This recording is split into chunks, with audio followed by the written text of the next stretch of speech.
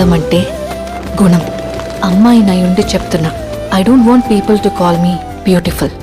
దాని బదులు నీది కష్టపడే తత్వం, నీలో కరుణ ఉంది, నీకు ధైర్యం ఎక్కువ, నువ్వు తెలివైన దానివంటే నాకు సంతోషం.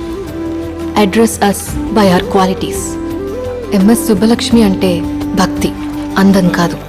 మదర్ తెరెసా అంటే కరుణ, అందం కాదు. ఐన్ ర్యాండ్ అంటే తత్వం, అందం కాదు.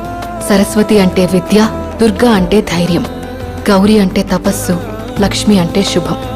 ఇలా ఏ దేవతనైనా ఆమె క్వాలిటీస్ కోసమే పూజిస్తారు, ఆమె అందం కోసం కాదు. నీ గుణాలే నీ సంతకమవుతాయి, నీ అందం కాదు.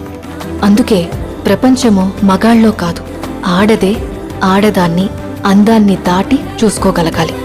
అలా అందాన్ని దాటి చూస్తే ఆడదానిలో ఒక సముద్రమే కనపడుతుంది. గుణాలతో నిండిన ఒక దేవతే దర్శనం